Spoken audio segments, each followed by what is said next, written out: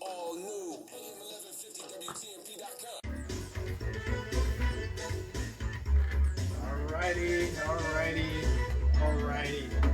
All right, Tampa Bay, it's that time again. We are here.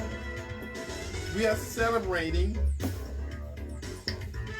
Ginsburg. 4 years on the Boss of the Bay, WTMP Radio.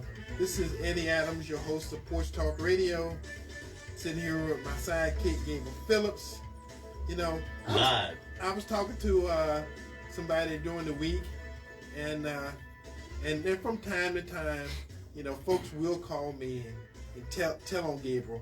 Please. But I had somebody call and said they actually like the banter from time to time, you know, that we have here on the radio show. Says, and I told them it's all part of the chemistry. We've been doing this for so long.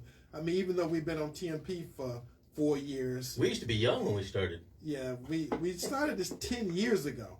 And 10 years ago, you know, it was an experiment because I actually had a young black conservative, you know, that we was trying to make the show around and hook up and connect and do all that stuff with, and brother was too far advanced for us. Mm-hmm. He was beyond us in that he was young, but also he didn't have any experience at all. Not that Gabriel had a lot of experience, but the brother knew everything. He kind of happened that he knew more than everybody involved with the process. So that was a conflict immediately. Well, that brought my experience back to the table because I remember being asked one day out of the blue, "Hey, you ever done radio before?" I said, "I know what it is." They said, "That's a start. Let's go from there." There we go. And here I am. We are live on Facebook, folks. Don't forget to like and share, please, on Facebook. Live on Porch Talk Radio, Facebook. And somebody sent, I was running for Congress, and somebody sent Gabriel to my office over in Temple Terrace, and I met Gabriel, and for some reason or another, and I'm not saying how or what, you know, but I think it, you know, I'm gonna say it like this: he was a godsend because I didn't know it was gonna work out, and I didn't know that we're gonna be doing this for 10 years. You know, that's a long time. That's a long time to be with a woman. Let's talk about being with a man. You know what I'm talking about. We're past my first marriage, okay? So yeah, we're doing good so far, Eddie.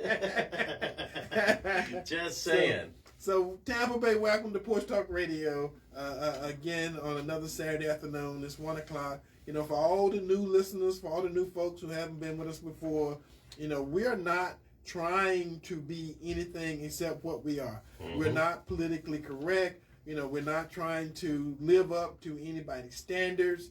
You know, I kind of think that's kind of why we're here and why a lot of folks like us, you know, because we don't have any preconceived notions about what you're going to call and talk about. No agendas. You know, we just do it. You know, I kind of, you know, print something up every week so we can kind of have a general idea of what we want to do. When I have guests, you know, my guests, you know, are funny because they expect me to have all these pre-written, you know, questions, you know, already set up, you know, to ask them, well, you ask me about this? I say, no, I'm going to tell you what I'm going to do. I'm going to introduce you, and I'm going to say, here is so-and-so and so running for whatever, doing whatever, you know, let's talk. And that way, you never have to worry about screwing it up. You know, you never have any gotcha, you know, because a lot of, you know, people don't like to do radio because there's always the gotcha question, you know, somebody, you know, trying to make a name for themselves, you know, on the back or on the head or on the butt of somebody else's, you know, now I'm going to ask this question that nobody else has asked, and they're going to not be able to answer it, and I'm going to be a hero. Well, that ain't how you make heroes, you know, as far as I'm concerned. No, not at all. You know, I want this show to always, anybody that's my guest is my guest on the show, and that's how we treat them. So we don't invite people on the show that we don't like. I'm saying that right now. You know, so anybody that come on this show, on this radio show, you know, people that we don't necessarily support all of them, you know, but I think they bring enough to the table to where you should meet them, and then you get to make your decision. So we've had a few good Democrats on here. Yeah, we've had conservative Democrats. Yes, good people. We've had both. Yes, we had have some good ones, and some bad ones. You know. We're not gonna mention Gillian's name. Yeah. That wasn't planned though. Yeah, we did have an interview with Andrew Gillum was on the show. So we've had a little of everything here. And the good thing about Porch Talk Radio, and somebody asked me, one day, well, what is the show about? I say anything that you can talk about on the porch.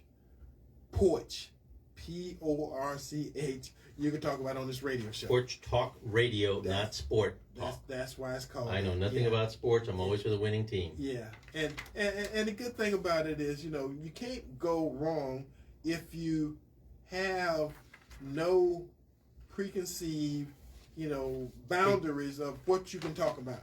Because it makes it more fun. We talk about politics. We talk about religion. We talk about all the no-nos. We throw everything under the bus. All the stuff you ain't supposed to talk about, we talk about it here. And we put it in reverse and go over it again. That might be why we do so well.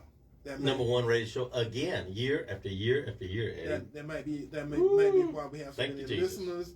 That we have black listeners, we have white listeners. You got some Hispanic listeners out there. We have some Hispanic listeners, Everybody. And something that I heard this week is that the Hispanic population in Hillsborough County is the largest population for different ethnic groups. This quarantine probably didn't help. Demographics. For the demographics, there are more Hispanic in Hillsborough County than there are white folks, and more Hispanic than there are black folks, more Hispanic than there are Asian. So they're kind of like the minority not. So the silent majority that if they ever start speaking up, boy, everybody's going to be in trouble. And thankfully, a lot of them are Latinos for Trump here in Tampa. Rosie is running that one. There are several great organizations on the Hispanic side that are just getting the word out. And Hispanics are like, I'll be saying, they're like white and like black people. They like to be employed. They like to have benefits. And they like to have money to go buy groceries. And they like to live indoors. So something about this... and not have outhouses. Yeah, something about the indoor plumbing. There's something about this economy that's beginning to take off again. Yeah. Oh, yeah. And nothing's perfect, obviously. But if we looked around to the rest of the world, we're still at the top here. So yeah, Hispanics are beginning to realize, this Trump stuff, it seems to be working, providing people jobs so they can go take care of themselves and not be on the government dole is a good thing. And again, it's pride for the family because Hispanic live a conservative lifestyle with keeping the family together, keeping grandma nearby. If they have to move grandma in, then they move grandma in. Yeah. And just deal with it. And grandma, well, she don't care. She's glad to be anywhere. So it's just kind of, it's kind of that conservative family value system is true. Now, the challenge, Eddie, as with a lot of black families that are conservative in nature, how they live, is for them to realize that they should be voting the same. Well, the politics sucks. Yeah, that's a challenge right there. So, that's a challenge. So that's the issue. I was having a conversation, before I came in doing the show, with Kay, our engineer, and I told her, the rest of the world is playing the power game. Mm-hmm. The power game. Black folks will be having an argument. Oh, they're playing checkers, and we're playing. They're playing chess, and we're playing checkers. I say white folks are playing Monopoly. They got the board set up. They got money. They got railroad and tracks. they have strategy on how to do Monopoly. That's the part that annoys me. They got property. So we're still arguing about playing chess and checkers. They done moved on, and they're playing Monopoly. And they play for keeps and Scrabble. And that's the thing that's sad. For black folks. We don't understand the power game. Mm-hmm. Now the show just before us, we're talking about Ruth Bader Ginsburg passing away. 3 weeks ago, a month ago, I posted to my Facebook page a short list from Donald J. Trump for Supreme Court nominees. That was 3 weeks ago. Not that he foretold or whatever. He was prepared. Mm-hmm. And people were arguing and screaming and cussing me about Ted Cruz being on that list. Well, Ted Cruz has done all the right things since the election. Eddie, come on now. Ted Cruz was just that red light on the wall for the cats to follow the media. That was it. I know. But it was fun. It was fun. And I don't think Trump is going to nominate Ted Cruz No, I don't this think time. so. This time, but he got 4 more years. Ooh. The issue becomes, Speak it. and I'm going to say this, and I know, black folks know me, so I'm going to say it Come on. because it's the deal. Let's do it. Okay, we had 43 presidents before Barack Obama. Mm-hmm. We had 43. He was 44. Now we got 45. Mm-hmm. 44 of the 45 presidents of the United States of America have all been white folks. Now, Barack Hussein Obama's presidency was not the model presidency black folks keep referring to whenever there's an issue, whenever something done. Well, they didn't do this for Obama. They didn't do that. Okay, whenever you're in power, mm-hmm. you get to do whatever they're going to let you do or they allow you to do. So whatever didn't happen mm-hmm. during his presidency is because he didn't have the power to do. Now, you can't say, well, we're going to judge Trump by what happened during Obama's term for, getting a judge appointed to the Supreme Court. Well, they didn't let Obama do it. Crap. If they could have, they would have. You see what I'm saying? Now, Trump has the Senate, and the Senate president has already said that before the election, mm-hmm. which is in 46, 47 days, they're going to vote on a Supreme Court nominee. Guess what? Trump got the power to do that. Now, Eddie, you've been awfully nice. You've been awfully nice. Obama gave the middle finger to the Republicans when Scalia died in an election year. Yeah. And Obama said, we won. Right. You lost. That was straight from Obama. Yeah. And then, Obama wasn't done yet. Obama backed that up and said, quote, I am fulfilling my Constitution duties and I will nominate a successor. Done. That was it. We owe the Democrats nothing, Eddie. And again, now we back to the power game. The way the power game works, and us in the hood understand that, you can talk a good game, but when it comes time to play, or when it comes time to fight, or when it comes time to back it all up, or as my sister once told me, when the rubber meets the road, you got to have a good game. The talking is one thing, and it sounds good, and you got folks to laugh at you. You had people patting you on the back, all that mm-hmm. good stuff was happening. You were feeling good, but the power game is what you can make happen. And I believe, and I'm saying this right now, I don't have a crystal ball, mm-hmm. but the way the power game works is, I do believe that President Donald J. Trump got enough power in the Senate mm-hmm. to where if he send them a name, I think it's going to get confirmed. Now, if he send the name before the election, he probably get confirmed before the election, because it only takes a moving of the agenda. Mm-hmm. The president of the Senate determines what the agenda for the Senate is. When stuff come up for vote, when stuff don't come up for vote. Mm-hmm. This may be civics 101 for a lot of you folks. Some they don't know, Eddie. Well, I know a lot of you folks don't know how this thing mm-hmm. works, because you've been listening to that. You got that street knowledge, and it don't work in the real world. Right. That street knowledge, because what the brothers said on the street is only good on the street. And since we're dealing with the U.S. Congress of the United States of America, they have process and procedures, as some folks say, pomp and circumstance. So, because of the pomp and circumstances, if President Donald J. Trump send them a nominee for the Supreme Court, it may not be fair based on what happened with President Obama. Well, now, Eddie, to that, as you're doing the education part here. Yeah. By information. We understand, as of this morning, Mitch McConnell, who runs the Senate, the majority leader, put the word out this morning saying, you bring us that nomination. We'll vote on that. And like you said, somebody else is going to rearrange the agenda to make sure that's moved up to the top. And if Mitch McConnell says he's on board, then that means,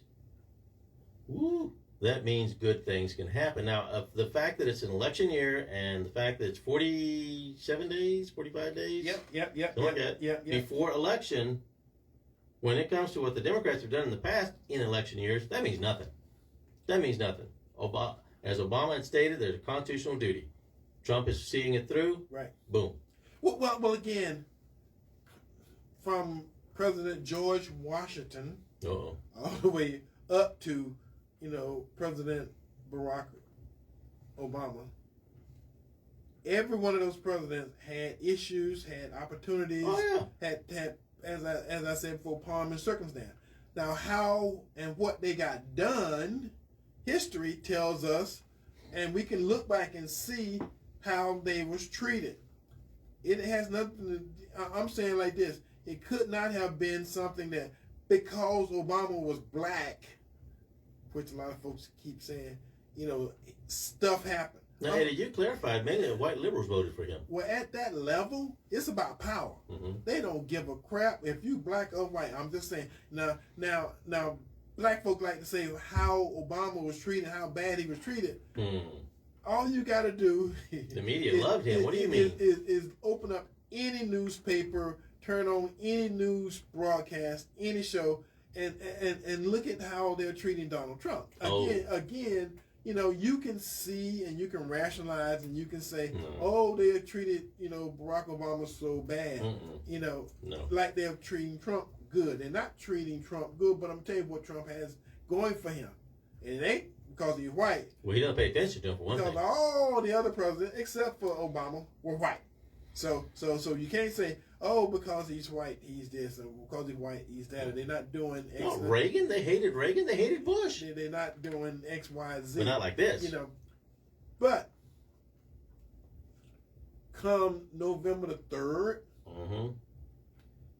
the silent majority, all them folks y'all been talking bad about. Now I got a Black Voices for Trump hat on today. You show that on our live Facebook? There you go. Yeah. Black Voices for Trump. That's a nice cap. This thing has never happened before. Not this. Black folks have had voices before, but they've not voiced them. They've not had this particular conversation at this degree. I mean, Democrats can count historically 90+% of the black population. Yes, you're right. Voting for Democrat, no matter who the candidate was. Just because, and it hasn't helped them a bit. I'm just saying, you want to talk about blind loyalty? I mean, and I like it. I'm saying this right now. I'm saying it on the radio show, on the air. I like it when black Democrats come to me trying to say we, the Republicans, the conservatives, the supporters of Donald Trump are the ones on the plantation. I'm just saying, I'm just saying. To me, it's beyond rationalizing something, and they believe it. So somehow the few of us breaking free that's on the conservative side, that's Republicans, that's supporting Donald Trump, somehow we are on the plantation. And I'm gonna tell you something else you don't know and you don't understand, because if you read the book, Uncle Tom's Cabin, Uncle Tom was the hero.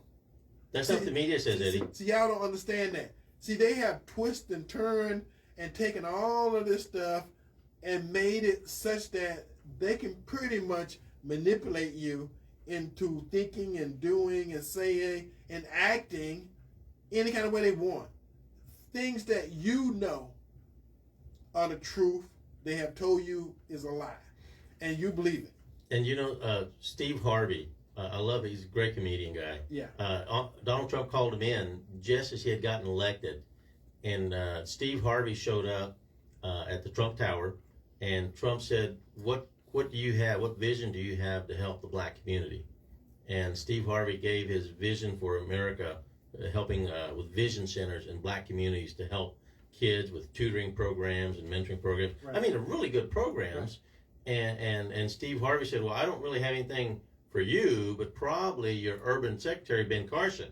This would be great because we could use the money that HUD has for these old buildings that they're abandoning now. Right. And it worked out great. They talked about it, wonderful. They got Ben Carson on the phone. He went along with it. Well, the problem was, after they finished that conversation, they went downstairs where the media was. Steve Harvey was right there next to Trump.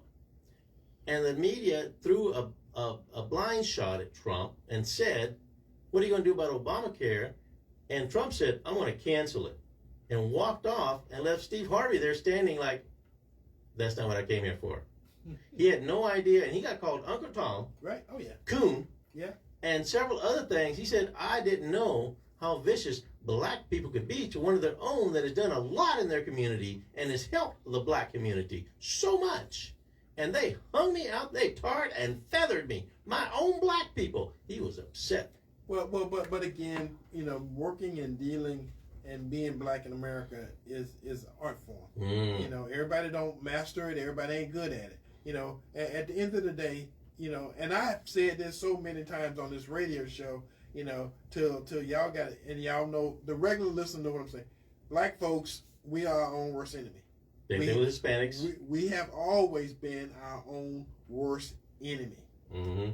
And knowing that, dealing with that, you know, it becomes an issue, because when someone actually comes with the best of intentions of helping us, whether he's one of ours or not, even people in our own neighborhood, Orlando Goose, Les Miller, Tamara Schamberger, you know, and the list goes on. All the black elected officials, go to any of them, pick one, and ask them outright who gives them the most hell.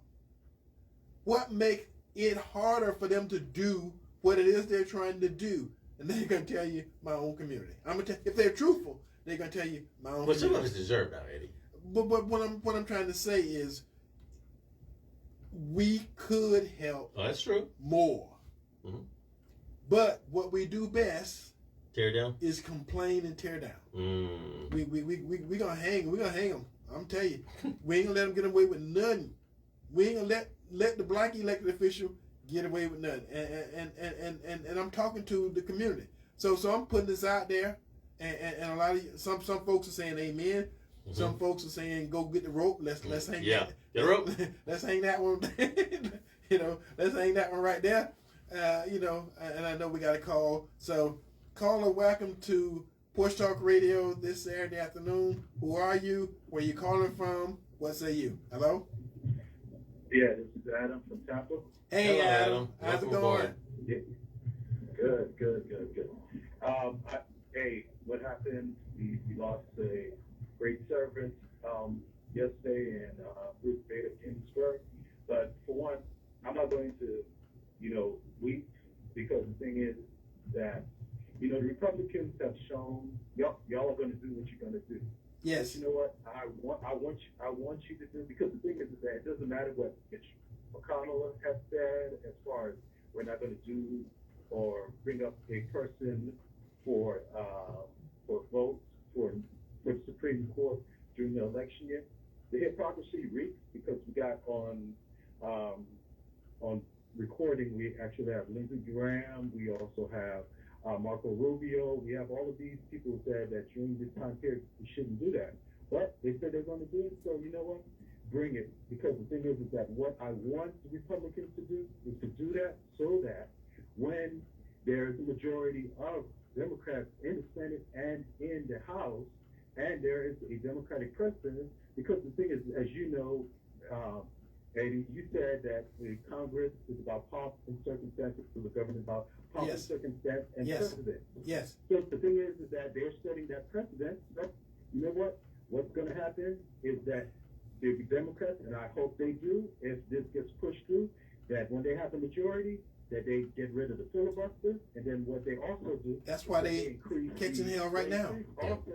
No, I'm talking about the way the filibuster is done. The last time they had the majority, they passed the nuclear option, which made it so that they couldn't filibuster, and all it takes is 51 votes, which now they regret it. No, that was for, the thing is that they did that dealing with federal judges, but the thing is that Mitch McConnell said he was going to use that option for Supreme Court justices as well. So the thing is that it's just going to blow up our whole system of how we've done things usually, because the thing is that that's how we ran our government prior to 45. That we ran the government based upon precedents and things that were done before. Adam, let me. My conversation today has been about the power game. Mm-hmm. Any elected official in a political slot that has the power to do something that they think is good, right, or whatever the circumstances may do, if they can make it happen, they will. Mm-hmm. It has nothing to do with anything other than the fact that they got the power to not only say they're going to do it, but to do it. Now, Democrat, Republican, palm, circumstance, all that other stuff, power only succeeds or gives into a greater power. Mm-hmm. Now, once you once you understand that, I appreciate you saying that. okay, that when the Democrats are in power, Sure, same thing. Sure. And they start passing all of Yeah. their, like, Yep. wish lists or whatever, then you know what, the country's going to be just as it is right now. It's going to be completely divided. And the thing is that I don't want any of the Republicans talking about that we need to have partisanship. but you don't get to have it both ways now. You don't get to say we in power, but you can't complain. I want, as Maya Angelou said, she said, when someone shows you who they are, Right. believe them. Right. The Republicans, y'all have shown that Yes. you said something in 2016, also up to late 2018 about the Supreme Court. Yes. And you're going to go, the hypocrisy, and you're going to go against it. Yes. So you've shown your Republican Party has shown that you are disingenuous, and it's going to be a fight. So, you know what? Let's fight. Take off the gloves. And let's go at it, because That's fine. I'm telling you right now, Adam. you That's got a fine. lot of independents, Adam. you got a lot of Democrats Adam. that are going to, like, you know Pull what, it back, Eddie. like You need to run for political office. You need to run. Boy's good. Because It's I'm good. tell you what you need to do. If you run to political office, you're going to get some insights that you won't get on TV or radio or any other source. You'll get the real deal. Once you run, you're going to reset your whole way of thinking. But until that point in time, you just got a good conversation. So thank you for calling, and look forward. If you run, you're welcome to come out here, okay? Look forward to hearing from you We'll next put you week. on. Okay, we got another caller. Caller, welcome to Porch Talk Radio. Who are you? Where you calling from? What say you? Hello? Charles Coffey. Hey, Mr. Coffey, how's it going? Good. Mr. Allen, look here, I heard just what you said me about black people that's in the position. Listen here, black folk would finance black politicians, and those running finance them. Then you can tell them what to do. But if you don't, most likely they will fail you out. You're right. Right. Finance them. Thank you, sir. Thank you. God bless. Thank you very much. Oh, that's nice. Now I'm going to say something, because I've been there, done it. Uh-huh. Black politicians who win, Mm-hmm. black politicians who lose, do not, cannot, and have not counted on the black community to finance their political campaign. That's true. I hear that. Now, Eddie. I am telling you something. Ask any of the current or past elected officials, have the black community finance their political campaign. Again, this is not stuff I am reading about. This is not stuff I'm seeing. This is stuff that I know through the course of my own history and the history of the politicos that I know. Again, now, at what point in time and what politicians locally that got elected because black folks raised the money or even raised the majority of the money that got them elected? Once you find one, you get them to call this show and tell me. I'm listening. We got another 30 minutes. Have them, you contact them, have them call this show, and I'll let them get on and talk about that experience. Mm-hmm. Because it usually don't happen. And I'm telling you, a lot of black folks get elected because of single member districts. Mm-hmm. When we did not have single member districts in Hillsborough County, black folks pretty much didn't get elected to anything. Whoa. Because they were pretty much, relegated to running a campaign against well-funded white candidates Mm-hmm. who had money that came from their community, and black folks were there with no money. They may have been the better Yes. candidate. Yeah. They may have been the better politician, but it costs money to run a political campaign, time, energy, effort, and that was not happening. Mm-hmm. So by getting single member district, we pretty much did what Adam was talking about. We got it so that we can get a black candidate elected in a district, whether they're well funded or not. Like the city council race. We had 8 black folks running for one position.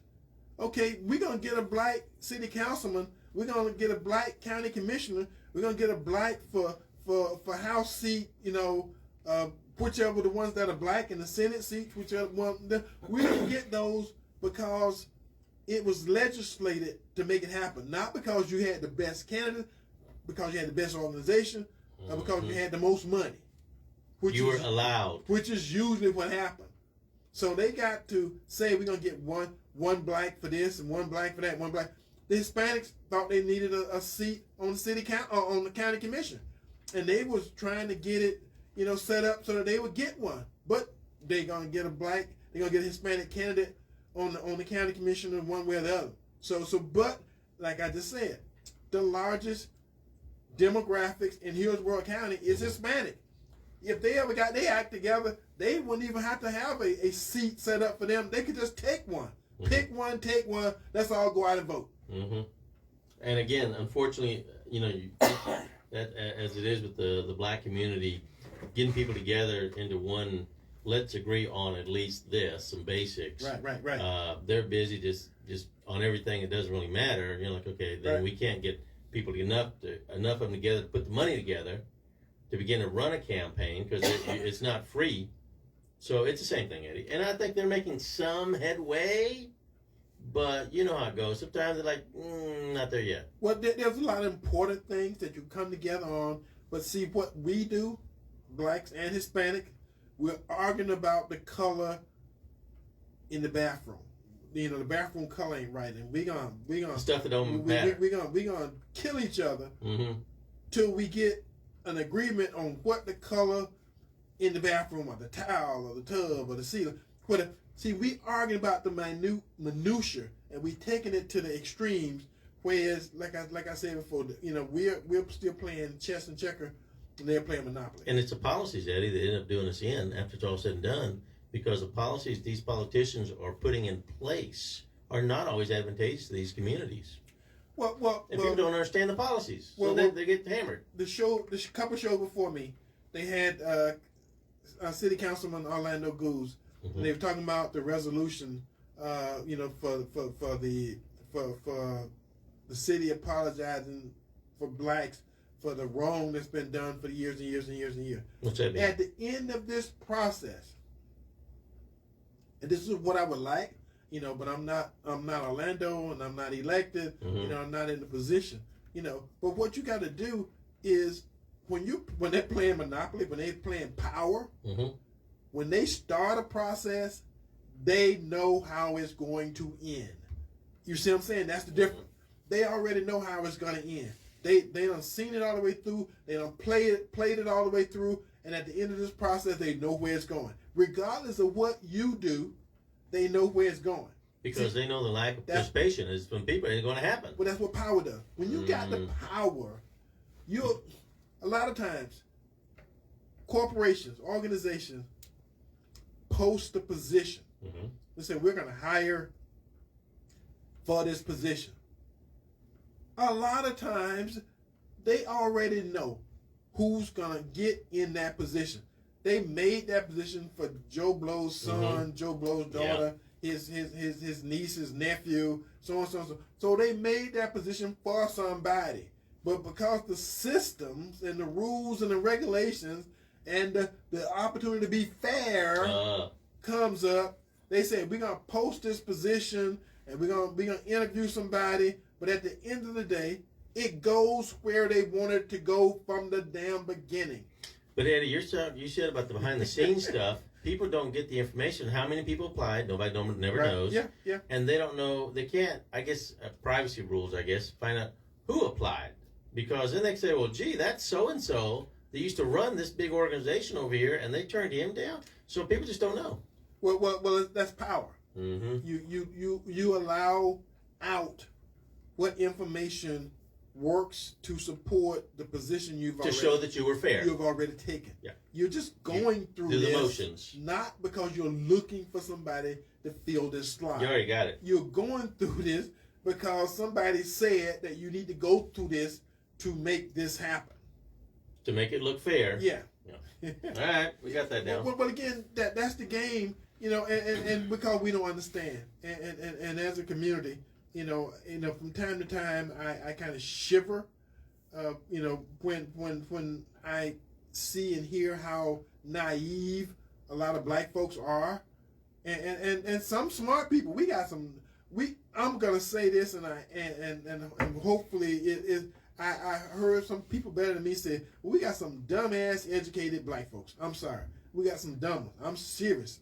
I mean, we got people with PhDs, but they're not in politics. They're not in common sense, and they're not in everyday life. Because at the end of the day, because you got some number of alphabets and letters and stuff behind your name, don't make you smart. You may be smart on paper in one particular subject, but far as everything else, you are dumb as hell. And we run across, Eddie, I run across Hispanics just like that are educated. And there's a word, I don't know if they use it anymore, a term called the idiot savant. And the idiot savant had one specialty they were just absolutely amazing in. Right. But they couldn't tie their shoes. Yeah. And they didn't know when it was time to eat. Yeah. But they had that one area that they were like, nobody could touch them. Einstein. Well, Einstein was a great mathematician, but people say he couldn't spell shit. Mm-hmm. He couldn't spell shirt. That's S-H. Shirt. He couldn't spell shirt. So again, it's a whole way of thinking, a whole way of acting, and the fact of the matter, and this brings me back to where we started. You got black voices for Trump. It took history.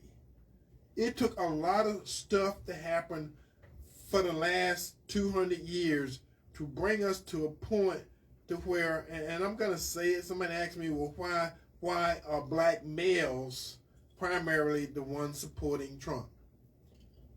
Because black males get it. I'm not saying black females don't get it, no, but I was out there in 2016. And I was talking to black males, and there was no black voices for Trump. There was a feeling in the community. And when I approached black males, and I had Trump signs in 2016 election, and I took some Trump signs out, I say, brother, will you hold this for me?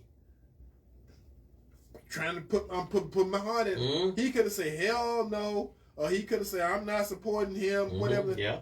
Them brothers took them signs from me, and through the course of the election day, I went down to several precincts. I rode around through the course of the day because that was what I was doing. And them brothers had those signs, and when they stopped holding those signs, they gave them to other brothers, and they held these signs. And these was like all black. These was at all black election, precincts in the different neighborhoods that were black communities. So these brothers was holding these Trump signs 4 years ago.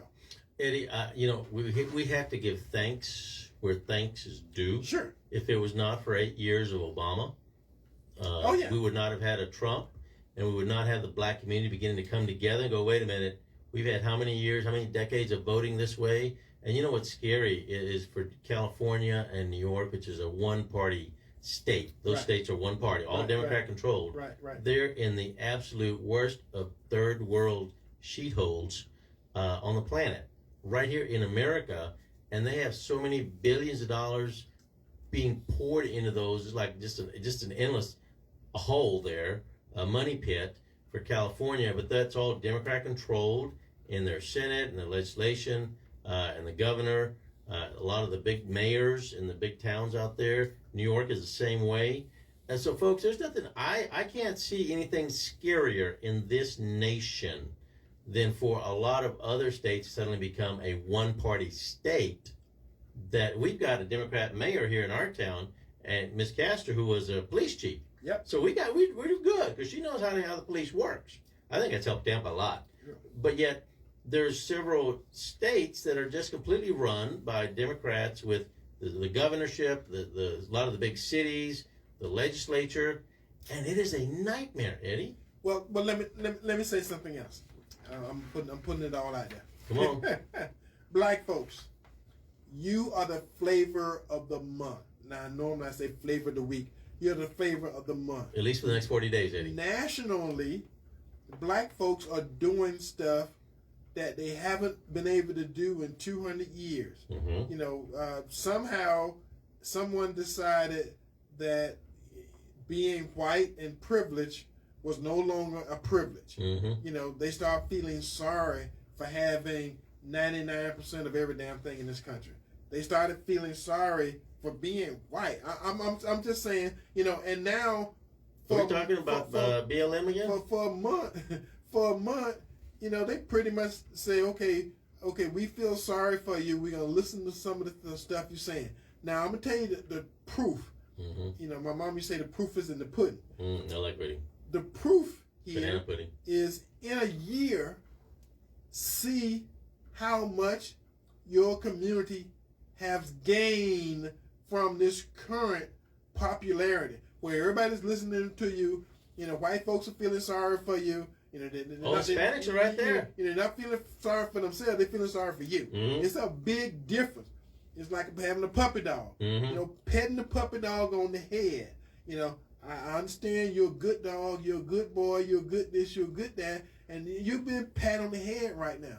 How do you take that and turn that into something that a year from now, 2 years from now, 10 years from now, you can say, well, in 2020, you know, it changed my community. We are doing so much better now because what happened in 2020. That's how you're going to measure it. You can't measure it right now, you know, because this is the power game. Mm-hmm. And it's being played by some experts. Yeah. And until you understand how the game is being played, and as soon as somebody say, it ain't fair, and it ain't something that they do, I'm like this. And I said this when I was in high school. If you want to level the playing field, go get yourself a drag line. Go get yourself a tractor. Go get yourself one of them big old things that you use to take a molehill or take a hill down to level ground. Mm-hmm. That's how you level the playing field. No one else is going to level the playing field for you. Nobody. My mom used to say, nobody going to give you my mom used to make us go get the stick. Go get the wood switch. I hated that. Now, the opposite of that, nobody's going to give you a stick to beat them with. Nobody's going to give you a stick. Now, I had no choice. My mom said, go get the switch. And if you didn't bring back a good switch, guess what? She went and got one, and then you regret not getting one yourself. I actually had that conversation one time with my mom and my backside. But anyway, I learned that one. So, folks, basically what Eddie is letting everybody know right now that the minorities are popular right now. The minorities are popular now for the next 40-some days. Yeah. Democrats are giving you all the sympathy, and we know that the Burn, Loot, Murder group, BLM, right. We know that they're basically a Marxist organization. We know that whenever you go to donate money to BLM, it ends up in the Democratic hands. We got that. That's fine. That's okay. That's okay. We got that. But we're saying is, for right now, this popularity, Eddie's saying, look past the moment. Right. What has your voting patterns helped? How has it helped you in the past? And if we look back at, if we keep voting one way and we keep getting the same thing and it's not working, we need to change something.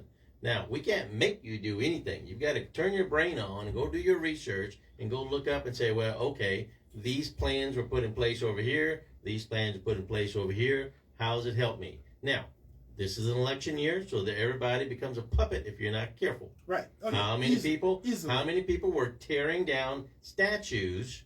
And how many people can call me right now and say their pocketbook is better because of it? Zero. We know that. That was just being manipulated. We got it. And, it's weird because all Democrat statues too. Huh? That's weird. But anyway, so obviously they want to erase their bad history. We got that. Right. But for the people that have been voting that way, what have you gotten out of it? I mean, I don't know, Eddie. There's just nothing they can say, well, I got a better job, I got a promotion, I got training suddenly, I got a car. I don't see it. I remember seeing black folks saying, oh, Trump said, what do you got to lose? And they didn't get it. No, they didn't have anything to lose because they didn't have anything. They didn't get it. They didn't get the argument. They didn't get the conversation. They thought he was just stupid. How could you say something so stupid? What do you got to lose? Well, when you have nothing, I'm telling you what, ask the guy in the ditch. Ask the guy face down in the ditch, what do you got to lose? I'm going to turn you up, and I'm going to give you a bath, and I'm going to give you a meal.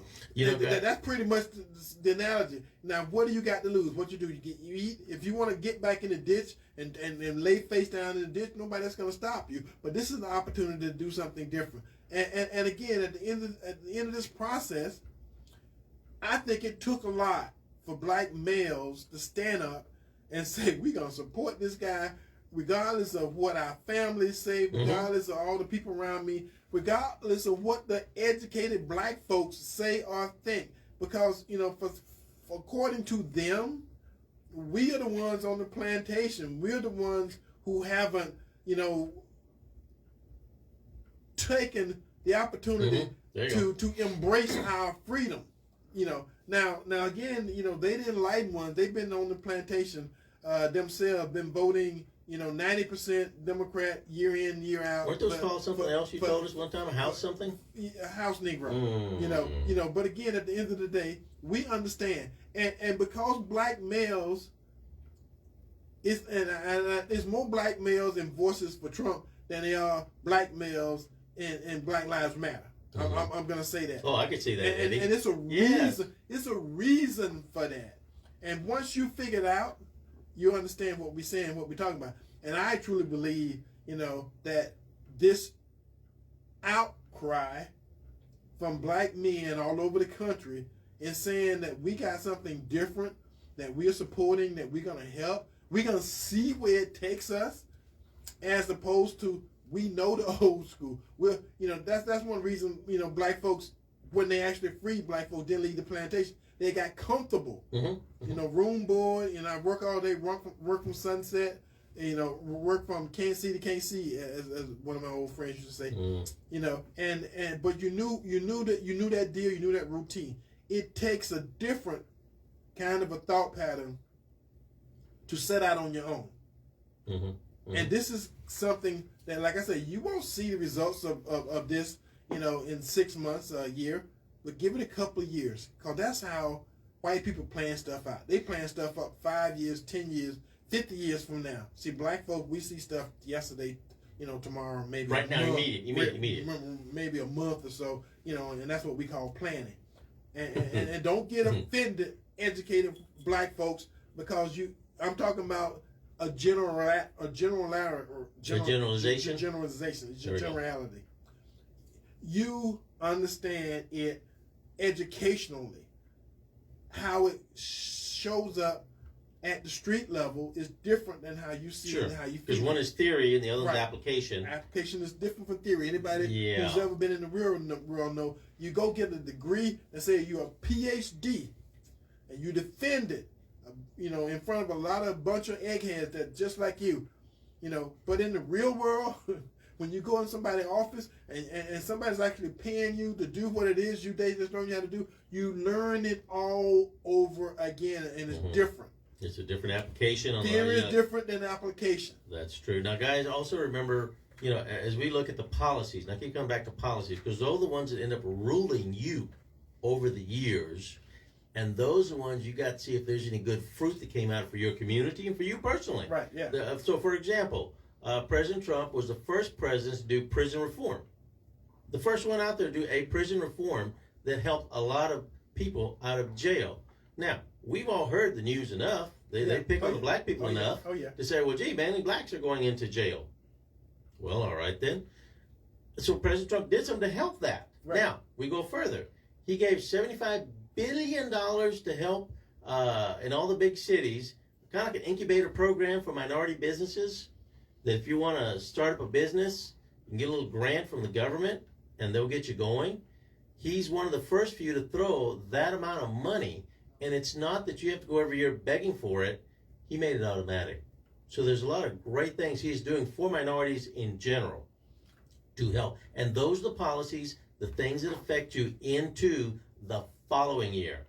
Well, and they declared a war on poverty in the 60s. And they spent trillions of dollars for poverty, and poverty's still here. They got as many poor folks today as they had when they first started they the got program iPhones now. in 1967 when Lyndon Baines Johnson declared the war on poverty. Trillions of dollars have been spent, and we got as much poverty today as we had then. That's because the money went to cities and helped corrupt governments.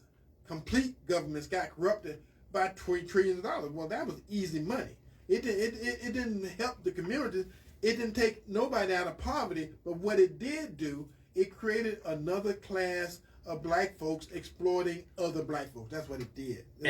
That's what it went for. And there's power in that, Eddie, controlling that Sure. group of people saying, you go have babies, we'll pay you per baby, but there better not be a man in the house. Right. Well, the government suddenly created a new plantation. Right. Yeah. For minorities specifically, Right. but Right. there's white people involved in that too. Right. Saying, you just go have babies, as long as not a man in the house, we'll cover you. We'll provide some rent help, and we'll give you money every month, and we'll help keep you a free school thing going on. It's just amazing how the government suddenly came in as a daddy and just started funding to keep people in a controlled group, Eddie. Power. And it has been Power. a horrible result. We know because of the dropout rates, when Yeah. there's not a two-parent family going on. Right. Now, Eddie came out of Mama Mama only. Yeah. I came out of 9 foster homes. Yeah. And we're just here to say, a few of us made it through all right. Yeah, we escaped. We escaped somehow. Yeah. But yet, statistically, it's not there. Right. Well, okay, then let me do this. We got a break here before we run out of time. Woo. On this day, we had a roll going on. On this day, on September the 19th, in 2016, Porch Talk Radio came to WTMP Radio. So, Yes, I hear angels singing, the choirs right now, all going on. The Gregorian chant is happening. Yeah.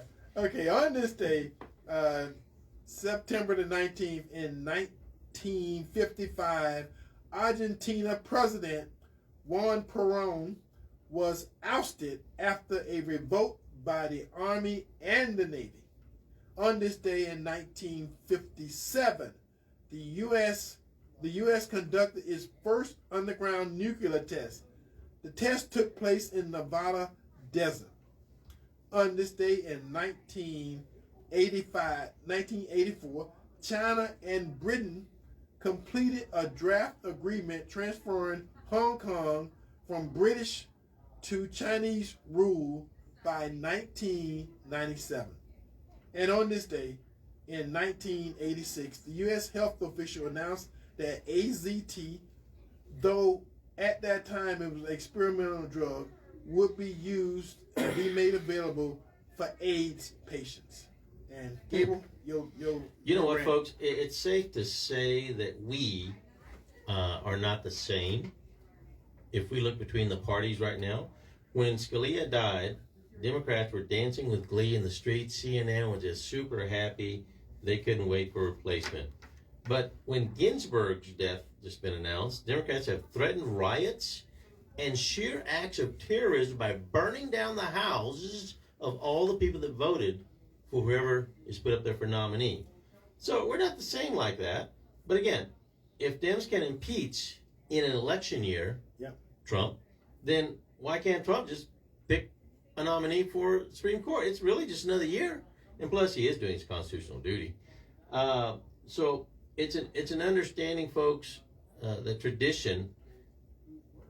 Ruth Bader Ginsburg, who stood resolutely for her beliefs, she was a strong fighter.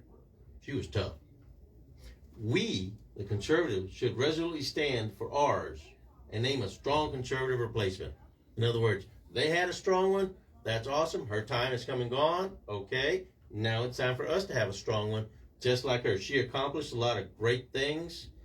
She fought for abortion a lot. Partial birth abortion was one of her things she really liked.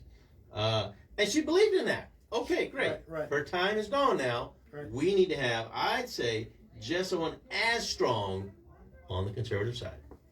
All right. Well, with that being said, Tampa Bay. This is about what happens a year from now, 2 years from now, 3 years from now, because this it's history. History is being made. Mm-hmm. This pandemic somehow, Scandemic. we would have a different outcome. The same doctors, same lawyers, same researchers, had Joe Biden been in office than we have Trump. Now, to me, that's probably one of the most idiotic things I've ever heard. Yeah. Because who the doctors and who the researchers are and who the folks are and how the pandemic, I don't care who was president, unless somebody was putting their hand on folks, healing them, you still gonna have people getting sick because half of the world has got sick. Half of the world has been sick from a disease that somehow somebody say, oh, we responsible for all the deaths and this and that, and that it's political. One thing about death, I was having this conversation before we got started. People will always be sick, and people will always die. Now, to what degree is not political. Mm-hmm. You see what I'm saying? Unless you drop a bomb, then that's a whole different. Well, that's a whole different thing. But from disease because I remember several years ago when it was Ebola, and everybody was scared to death of Ebola because Ebola shows you if you get Ebola, everybody knows they got Ebola. Okay. This disease, you don't know who got it until you get it, and it has no symptoms for some people. Some people are just carriers. Mm-hmm. That don't stop it from killing you. Because if you get it and you got the right conditions in your body for it, it will kill you. Eddie, I think Democratic Governor Cuomo said it best back in April. If you're old and you're sick, you're going to die. Eventually. He said those people die all the time. Right. They're old and they're sick. Right. They just die. It doesn't matter what it is. He just nailed it just straight out. Woo. Well, Tampa Bay, I'm going to tell you now, we love you. Sometimes, when we bring information, you may be fighting with your radio and you throwing stuff at it. Research it. And I know some people don't like to hear it, but because you don't like to hear it, don't mean that the information is not good. If I say something, and like I said, a couple of weeks ago, if you think about it for 10 minutes when this show goes off, then I did my job. And I just bring some reality to it. Give you a different way of thinking about some of the stuff that you already thought was etched in stone. I'm here to let you know it's not etched in stone. And right now, you as black folks, you the flavor of the month. Mm-hmm. Give it to 2021. It may have come and gone, and Black Lives Matter will still be worth more than $1 billion. Oh, yeah. And watch how much of that money show up in your community. Because at the end of the day, the slippery slope, Eddie. Folks are giving the money thinking it's going to help the black community. It ain't helping beans. But I'm telling you right now, look in a year. Don't look now. Look in a year and see how much of that money actually helped black folks. Tampa Bay, we love you. Until next week, same bat time, same bat station. Gabriel. God bless America. All right, we love you. Bye-bye. See ya.